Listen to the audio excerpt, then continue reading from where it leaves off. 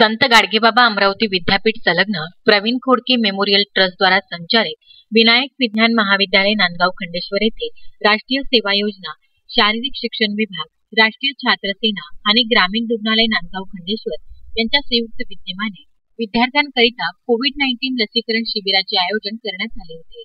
महाराष्ट्र शासनाने दिलेल्या निर्देशानुसार विद्यार्थ्यांना महाविद्यालयामध्ये नियमित प्रवेश देण्याकरिता विद्यार्थ्यांचे लसीकरण झालेले असणे अनिवार्य आहे। त्या दृष्टीने महाविद्यालयात शिक्षक, शिक्षकोत्तर कर्मचारी, विद्यार्थी आणि पालक यांच्या सुरक्षिततेच्या दृष्टिकोनातून विनायक विज्ञान महाविद्यालयाचे प्राचार्य डॉक्टर अलका भिसे यांच्या मार्गदर्शनात कोविड-19 लसीकरण शिबिराचे आयोजन महाविद्यालयामध्ये केले गेले।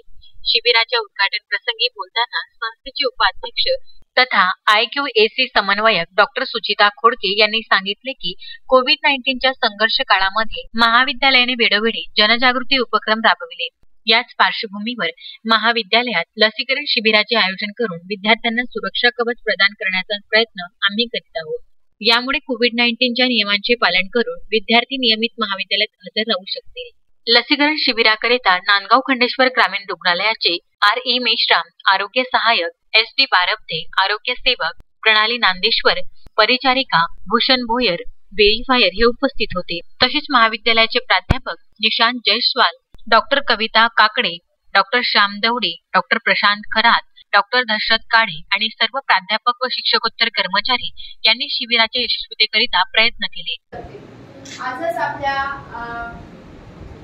न्यूजपेपर मध्ये एक न्यूज मी वाचण्यात आलेली आहे की भारताच्या लसीकरणामध्ये सगळ्यात मोठा आपण उच्चांक गाठलेला आहे आणि अतिशय आपल्यासाठी ही अभिमानाची गोष्ट आहे। कारण लसीकरण जर चांगल्या प्रकारे झालं तर आपल्या या सर्व नागरिकांची कोरोनापासून मुक्तता होईल आणि म्हणूनच महाराष्ट्र शासनाच्या GR नुसार आणि संत गाडगेबाबा अमरावती विद्यापीठाच्या प्राप्तपत्रानुसार आम्हाला 20 ऑक्टोबर पासून महाविद्यालय ऑफलाईन बेसिसवर सुरू करायचे आहे आणि त्यांच्या जे गाईडलाईन्स आहेत त्याच्यामध्ये ज्या विद्यार्थ्यांचे 2 लसीकरण झालेले आहे अशाच विद्यार्थ्यांना महाविद्यालयात नियमित वर्गांकरिता प्रवेश देता येईल। या संदर्भावर आज महाविद्यालयाच्या राष्ट्रीय सेवा योजना, शारीरिक शिक्षण विभाग आणि राष्ट्रीय छात्र सेना यांच्या संयुक्त विद्यमाने हा लसीकरणाचा कार्यक्रम किंवा कॅम्प इथे आयोजित करण्यात आलेला आहे।